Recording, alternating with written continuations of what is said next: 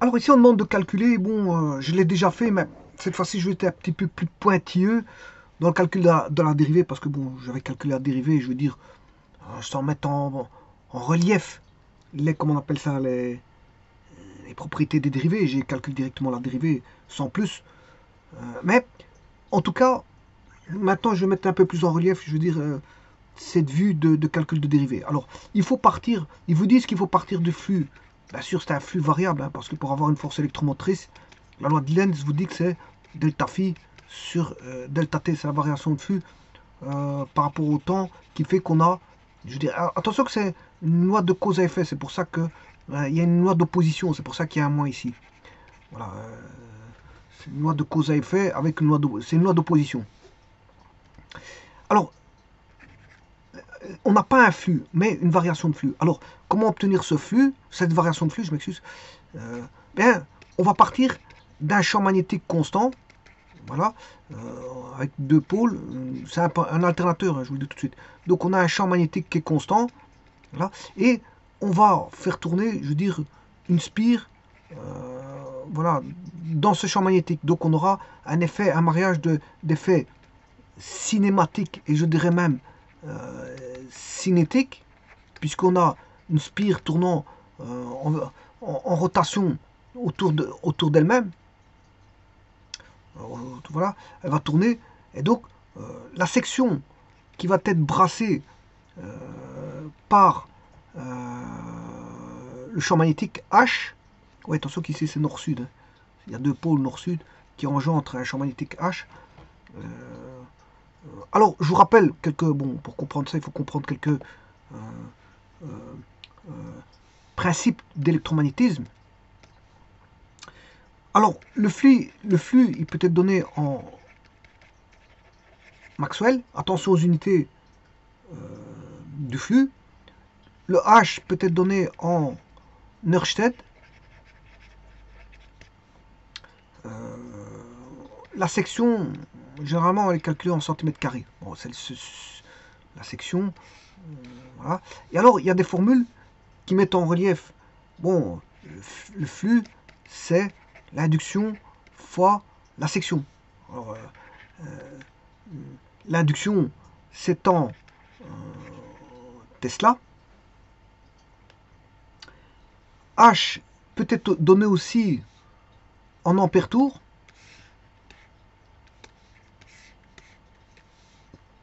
Ça, c'est le champ magnétique il peut être aussi donné en ampères tour. Voilà, il y a plusieurs unités. Voilà. Alors, le Maxwell peut être mis en Weber, transformé en Weber. Alors, j'appelle que un Weber, c'est... Alors, c'est toutes des personnalités qui... voilà, Ampère, c'est Monsieur Ampère. Maxwell, c'est Monsieur Maxwell. Ørsted, c'est Monsieur Ørsted. Il y a, voilà, un Suédois. Ici, c'est un Français. Ici, il y a un Anglais. Il y a Tesla. Et ainsi de suite. Il y a les lois de Biot et Savart. Bon, et au niveau de l'électromagnétisme, il y a pas mal de personnes qui sont intervenues en électromagnétisme. Et on retrouve les noms de ces personnages dans les unités. Alors, je vous ai dit que un Weber, c'est 10 exposant 8 Maxwell. Maxwell. Voilà. On sait bien que l'induction B, c'est mu fois H, où mu, c'est le coefficient, voilà, de perméabilité magnétique. Perméabilité magnétique. Et en MKS, c'est-à-dire en mètres kilogrammes seconde, l'unité MKS du flux, c'est le Weber. Donc il faut travailler en MKS, on travaille en Weber. On travaille en Weber. Alors je vous rappelle aussi que le flux, c'est B fois S. H fois S. H fois S. Mais c'est H fois S. Alors, le B, c'est mu H.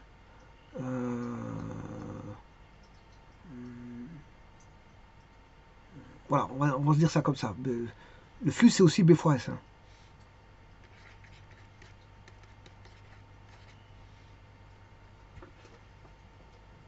Ouais, il y a des proportionnels, il y a des coefficients proportionnels qui vont... Voilà, par exemple, le B, c'est mu H fois S. Et voilà, on va retrouver ici le flux qui est une proportionnalité de HS. Alors, mu qui est propre aux matériaux magnétiques. On va dire ça comme ça. C'est propre aux matériaux magnétiques. Alors, à partir de là,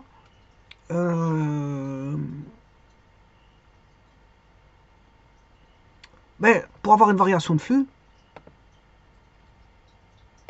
on va faire parcourir. On va mettre dans un champ magnétique. On va mettre une spire. Comme ceci. C'est une spire tournante. Hein.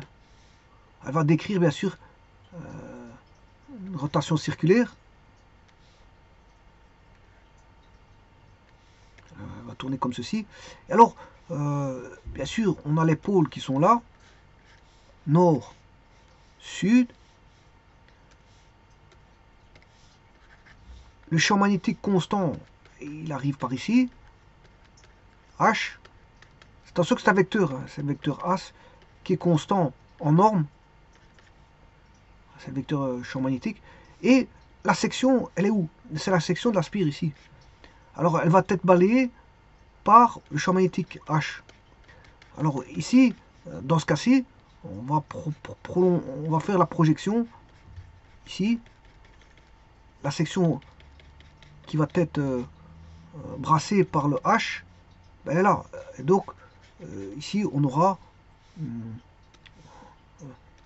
au fur et à mesure que voilà, ça va tourner à une vitesse angulaire constante, on aura un signal alternatif qui vaudra delta phi, enfin, je m'excuse, phi, c'est un flux variable, hein, flux, attention que mis en Weber, hein, donc dans le système MKS, c'est un flux maximum. Et vous voyez qu'ici, c'est juste une projection sur un axe Y et vous reconnaissez que la trigonométrie, hein, quand vous avez un cercle, et vous projetez un rayon sur un cercle, si vous projetez sur l'axe des Y, vous avez ce qu'on appelle le sinus. Donc une fois, s'il est là, s'il est moins, il est moins brassé, là il est moins brassé, comme ceci, par le champ magnétique, l'aspire, on va avoir une projection qui est ici, c'est-à-dire un sinus. Si maintenant l'aspire est comme ceci, on va brasser ceci. Enfin, la section ici, je m'excuse. La section ici va être brassée par le champ magnétique, et la projection, on aura, voilà, on aura à chaque fois une valeur de sinus en fonction de la position, voilà, de l'aspire. Et donc on aura une fonction sinus oméga t, voilà, plus phi, on va dire ça comme ça, avec une phase initiale. Voilà. Alors maintenant, si vous prenez l'axe neutre, par rapport à l'axe neutre, si au temps t égale 0, vous dites que alpha égale 0, je vous rappelle que alpha c'est oméga t. Si vous prenez l'axe neutre ici, voilà, à ce moment vous n'avez plus sinus oméga t, mais sinus oméga t. Vous n'aurez pas sinus oméga t, mais vous allez avoir sinus oméga t plus, non pas plus phi, mais oméga t.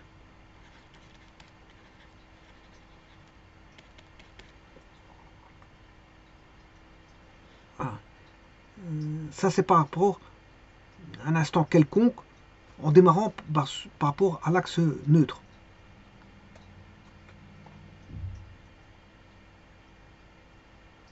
Et donc je vais faire ça avec ce signal là. Donc là bien sûr c'est variable, on a un flux variable, vous voyez qu'il est variable, hein. Et donc s'il varie, je peux avoir une force électromotrice.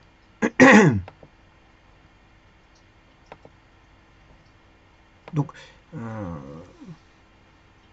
on va se dire que E est égal à moins delta phi en Weber bien sûr, fonction du temps, sur delta t. Et là ça va nous sortir une force électromotrice en fonction du temps qui sera aussi sinusoïdale. Je rappelle que le flux, il vaudra la variation. Alors, oui, je vais faire directement la dérivée.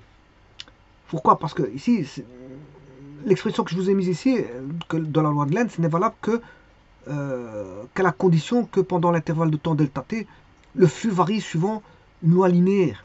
Voilà. Mais voilà, dans le cas contraire, ben, il faut prendre un écart de temps infiniment petit, de temps, lequel se produit une variation infiniment petite de flux, défi, qui peut être assimilée à une variation linéaire. Donc on va assimiler à de la variation linéaire. Pour assimiler à de la variation linéaire, on va tendre delta t vers 0. C'est-à-dire, on aura dt. Ouais. Donc en fait, on aura défi sur dt. Défi en Weber, bien sûr. Hein. Attention à ça. Voilà. Et défi, je rappelle que c'est phi est une fonction du temps. Dt. Or, le phi, on le connaît. Le phi, on le connaît.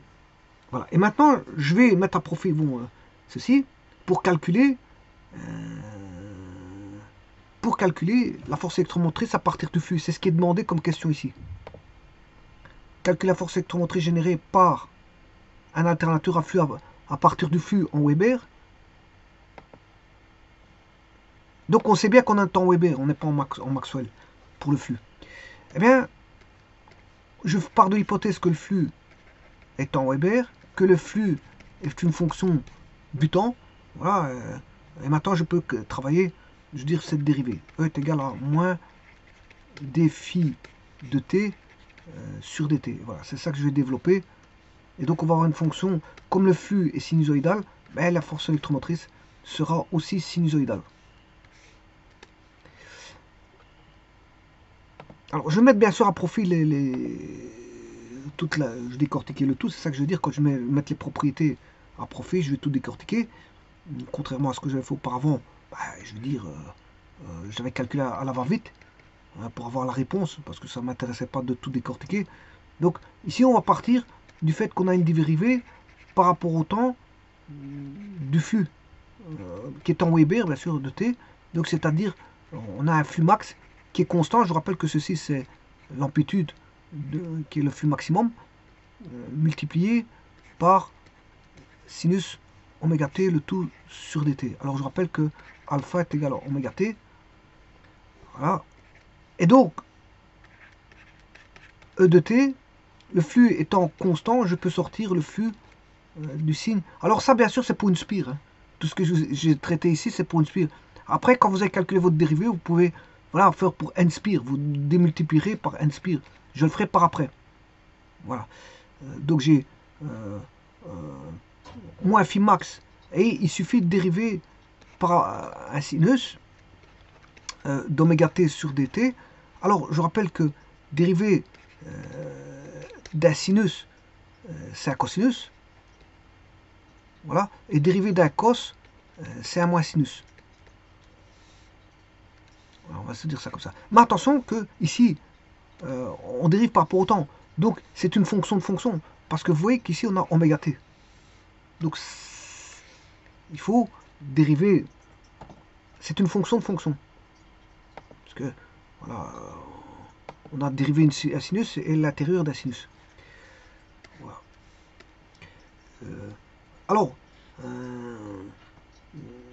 pour calculer la dérivée de cette fonction de fonction, ben on va faire un usage d'une formule générale. Cette formule générale, qu'est-ce que c'est? Ben, c'est dy sur dx. Alors que vaut dy sur dx? dy sur dx, c'est dy. Je vais un peu trop vite parce que pour l'écriture, parce qu'il n'y a plus rien qui va.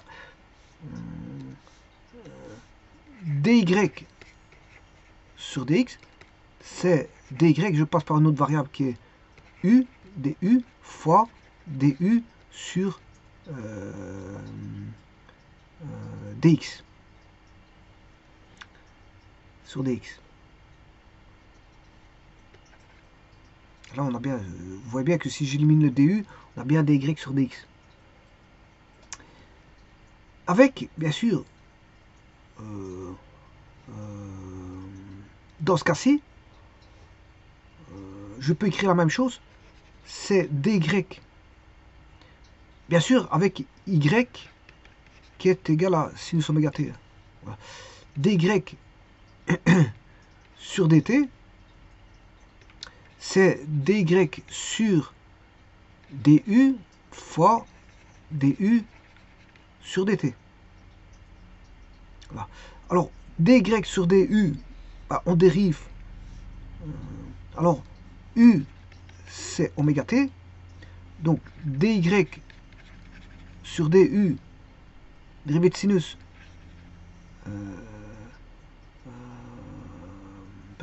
Je peux écrire aussi y égale sinus u. Je peux écrire y parce que voilà.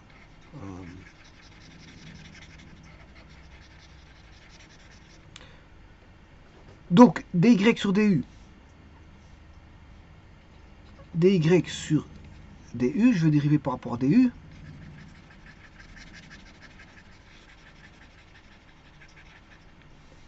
Cette dérivée de sin, c'est cosinus u. Voilà. Et puis, dérivée de u par rapport au temps, je dérive d par rapport au temps de oméga t. C'est oméga étant constant, je vous rappelle, oméga dt sur dt, ce qui fait oméga. Voilà. Donc, du sur dt, je viens de le calculer, il est là, c'est oméga. dy sur du, c'est cosinus u. Voilà. Et là, on se retrouve avec la dy sur dt.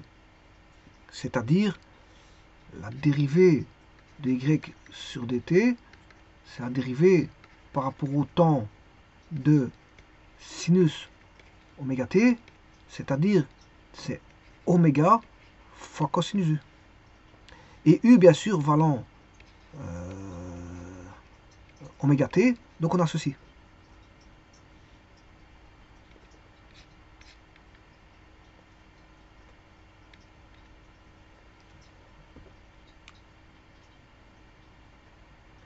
Voilà.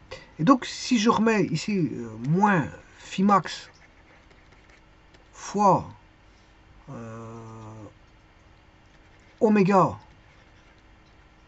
cosinus oméga t, voilà, ça c'est la dérivée pour une spire. Donc c'est la dérivée pour une spire.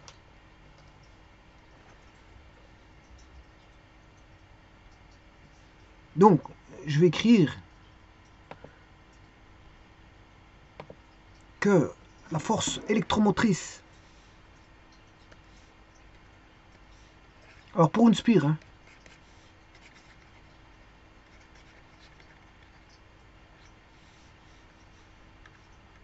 on aura une petite tension pour une spire et une plus grosse tension pour n spire. Alors pour, je viens de dire que c'était moins oméga phi max cosinus oméga t.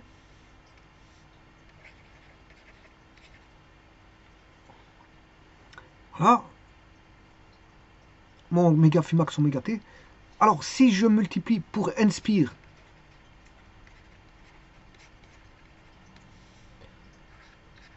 E de t est égal à moins n oméga phi max cosinus oméga t. Et là, ceci c'est E max.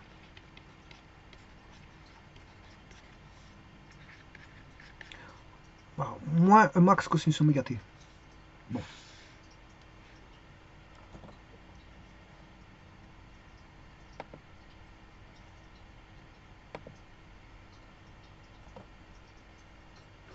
Alors là, je peux revenir en un sinus. Hein. Soit j'acquiesce ceci, je laisse en cosinus, ou je peux revenir en sinus. Je peux revenir en sinus. Alors, en sinus,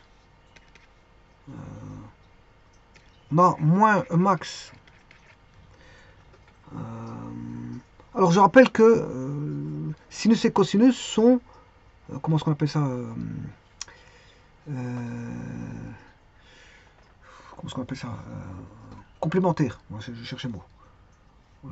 Sinus et cosinus sont complémentaires. Donc je peux écrire qu'il y a un décalage entre sinus et cosinus de pi demi. C'est-à-dire que, en d'autres termes, qu'est-ce que je peux dire? Que cosinus oméga t, ça vaut sinus de pi demi moins oméga t. Voilà. Donc je peux écrire ceci, sinus de pi demi moins oméga t. Bon. Alors maintenant, ce moins-ci, voilà, max, je vais multiplier et l'introduire dans moins sinus pi demi moins oméga t. Voilà, et là, on a l'opposé d'un sinus, c'est le sinus de l'opposé de l'arc, ou des arguments. Donc c'est-à-dire moins, si vous voulez, en d'autres termes, j'applique la règle ici. Moins sinus x est égal à sinus de moins x. Et voilà. L'opposé du sinus, c'est le sinus de l'arc opposé.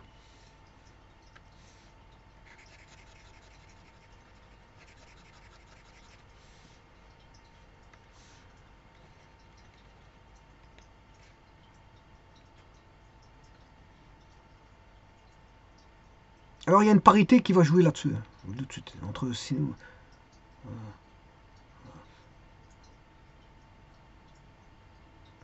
La fonction sinus est une fonction, on va dire, impaire. Elle a O pour origine, le 0 c'est l'origine. C'est le centre de symétrie. C'est le centre de... voilà, si je dessine le sinus, voilà, ici il démarre en 0. Hein. Il démarre en 0. Et ça c'est le centre... symétrie, centre de symétrie centrale. Voilà, c'est ce que je cherchais. C'est une symétrie centrale. Donc c'est une fonction paire. La fonction sinus est impaire. Elle est impaire. Alors la fonction cosinus est paire. Cosinus est paire. Puisque si vous dites que cosinus de moins x est égal à cosinus x. Par contre ici, sinus de moins x égale moins sinus x. Donc là, la fonction est impaire, admet l'origine comme centre de symétrie, et là la fonction elle est paire, elle admet l'axe OY comme axe de symétrie. Bon. Et alors, si je prends maintenant, donc on va mettre le moins à l'intérieur, moins pi demi moins oméga t,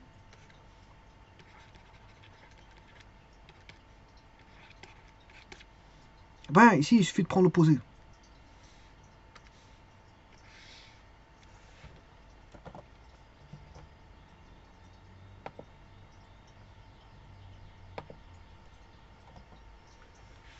Donc l'opposé de ceci,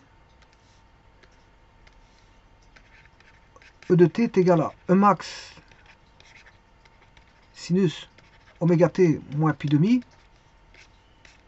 Voilà, et donc là c'est comme si on commençait voilà, la rotation de la spire à partir, on va dire, de l'axe horizontal. C'est comme si on commençait la rotation de la spire à partir de l'axe horizontal. Et là vous voyez qu'il n'y a plus de moins. Hein. Il n'y a plus de moins qui apparaît parce qu'il est mis dans le sinus.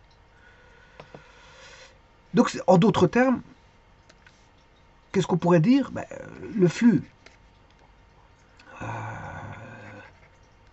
flux instantané, à l'instant t, il est donné par phi max sinus oméga t, alors que la force électromotrice est égale à E max sinus oméga t moins pi demi. C'est-à-dire que ils sont déphasés, la force électromotrice est décalée en arrière de pi demi par rapport au flux. Il est décalé par rapport au flux. Et alors plus de ça, l'amplitude ici est plus grande que celle-ci, hein, en valeur absolue. Pourquoi? Parce que celui-ci, on a dit que c'était n oméga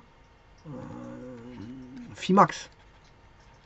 Donc phi max est démultiplié par la pulsation, qui est constante et par le nombre de spires ici qui est constant. Donc on a un facteur K démultiplicatif dans E max par rapport à phi max. Donc si vous voulez, on va voir ceci, et l'autre il fera ceci. E de t il sera plus grand que le phi max. Mais ils seront décalés. Ils ne seront pas en opposition. Ils ne seront pas voilà, en phase, mais déphasés. Parce que c'est vrai qu'ici, je les ai mis pour les comparer en termes d'amplitude. Mais c'est vrai qu'ils sont décalés. Hein. Voilà, ils sont décalés de pi demi. Alors, ils sont tous les deux décalés de pi demi, l'un par rapport à l'autre. Et donc, la force électromotrice est engendrée par le flux variable. Donc, qu'est-ce qu'il faut? Il faut des ingrédients. Qu'est-ce que c'est que quels sont les ingrédients? Ben, il faut voilà, un champ magnétique donné par deux pôles. Par exemple, l'alternateur bipolaire, à deux pôles, nord-sud. Voilà, un pôle nord et un pôle sud, qui vous donnent un champ magnétique constant. Bon, c'est ça le premier ingrédient. Avoir deux pôles et pour fabriquer un alternateur bipolaire, deux pôles, voilà, nord-sud, et voilà, un champ magnétique H. Ensuite, il faut une spire tournante dans ce champ magnétique. C'est-à-dire que cette spire va brasser voilà, ce champ magnétique et voilà, on aura la création d'un flux. Et cette variation de flux voilà, va provoquer une force électromotrice. Voilà, c'est des effets physiques, c'est comme ça. C'est comme ça. Vous prenez une bobine, vous tournez à la main, une bobine, une dynamo, ou avec un vélo, ben vous allez avoir une production de force électromotrice d'office. Elle sera petite ou grande, peu importe, mais voilà. Et donc, bien sûr, ici, le facteur ici, oméga t, sera d'autant plus grand que si la pulsation est grande.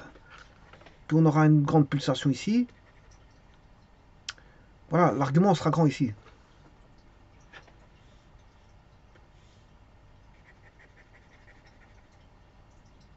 Mais en gros,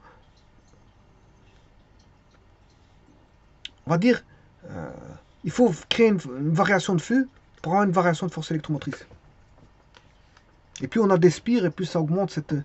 Voilà, plus oméga est grand, ouais, ici on le voit, hein, plus oméga est grand, ici, il est là, hein, oméga, plus oméga est grand, plus la pulsation est grande, c'est-à-dire si l'alternateur tourne à une grande vitesse, une plus grande vitesse, mais à vitesse constante toujours, voilà, plus ça tourne avec une plus grande vitesse constante, eh bien, plus la force électromotrice sera grande, et plus le nombre de spires est grand, plus la force électromotrice sera grande.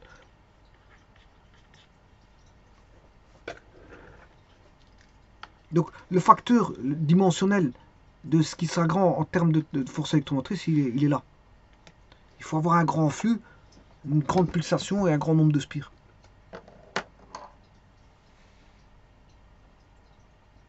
Alors, le flux, je vous rappelle que je vous ai donné les paramètres du flux. Hein. Pour avoir un grand flux, il faut avoir c'est H. Voilà, on peut dire que le flux, c'est H fois S. En gros, on peut dire que c'est ça. Donc, si H est grand, et la section de la spire est grande, donc la machine est grande, parce que la spire grande, c'est avoir une plus grande machine qu'avoir des petites spires. Plus les spires sont grandes, si on a une grande spire et un champ magnétique important, ben c'est ça qui va fournir un phi max important. Je rappelle que ceci, pour avoir un phi de t grand, pour avoir un grand phi de t, il faut voilà, un grand phi max. Alors comment avoir un grand phi max? Ben, ça dépend de H et de S. Ça dépend voilà, de la section. Puis la section, vous prenez une spire comme ça, et vous prenez une spire comme ceci. Voilà, pour un même champ magnétique H, ben, je veux dire, celui-ci va fournir un plus grand flux, puisqu'il a une section plus grande brassée, on va dire ça comme ça. Alors, si maintenant j'augmente le H, toujours pour deux spires identiques cette fois-ci, j'augmente, j'ai H1 et puis je mets H2 avec H1 plus grand qu'H2, et voilà, H1 va brasser un flux, enfin il va brasser, le champ étant beaucoup plus grand, pour la même section, le flux sera beaucoup plus grand. Et donc, vous voyez que la constitution de la machine fait beaucoup pour avoir un flux grand, et quand on a un grand flux, avoir une grande force électromotrice. Parce que, quelle est la composante qui donne une force électromotrice importante? C'est le nombre de spires. voilà, la pulsation et le flux max. Hein.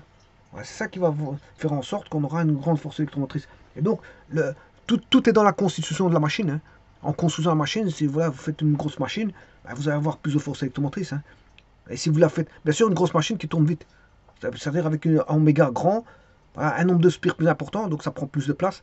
Voilà, flux max c'est plus important, c'est-à-dire spires plus grandes, voire des pôles plus grands avec un champ H plus grand, etc. Donc la machine sera beaucoup plus grosse, mais elle tournera beaucoup plus vite. Donc elle va tourner beaucoup plus vite et plus grande, elle sera plus grande en taille, parce qu'on aura des dimensions de tout qui sera plus grand, les pôles plus grands, voilà, les spires plus grandes, etc., etc., fait que, je veux dire, on aura de plus grosses forces électromotrices. D'où, quand vous allez voir un alternateur qui sort du courant de l'usine, c'est-à-dire qui va sortir du courant de la centrale électrique. Voilà, si c'est une centrale électrique avec un alternateur, qui est mis en jeu, un monophasé ou triphasé, peu importe, c'est des grosses tailles. Hein. Ça a la dimension d'une habitation. Hein. Ça a la dimension même plus grande qu'une habitation. Voilà, vous allez voir la salle des machines, salle de l'alternateur, c'est grand. Hein. Ça prend beaucoup de place, un alternateur. Ça prend beaucoup de place. Voilà, on va dire c'est un jardin. C'est un petit jardin. Donc c'est pour vous dire que la constitution est grosse. Pourquoi? C'est pour avoir des grosses tensions. Parce que tout est démultiplié dans la construction. Et donc pour avoir une force plus importante. Maintenant, si vous avez des petites forces électromotrices, vous prenez un petit alternateur de voiture, voire une petite dynamo de vélo. Hein. Bon, ça ressort voilà, des petites tensions de rien du tout. Alors, je rappelle que dans une voiture, la tension qui sort de l'alternateur, c'est environ 12-13 volts. C'est entre 12 et 13 volts. Entre 12 et 13 volts pour alimenter justement la batterie. Bien sûr, il y a un redresseur pour alimenter en continu la batterie et recharger la batterie. Voilà, parce que la batterie, elle ne sert qu'au démarrage. Normalement, elle ne doit servir qu'au démarrage et à allumer quelques accessoires. Et puis après, c'est l'alternateur qui charge la voiture parce que la batterie est déchargée. Et voilà, à partir de là, c'est un fonctionnement voilà, de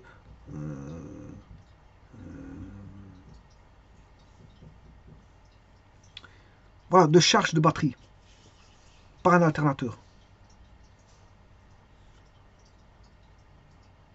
Où l'électricité va tourner. Hein, bien sûr. Le but, c'est de consommer de l'électricité. On charge voilà, tout tourne. L'électricité tourne au travers de batteries voilà, d'alternateurs. Je vous remercie.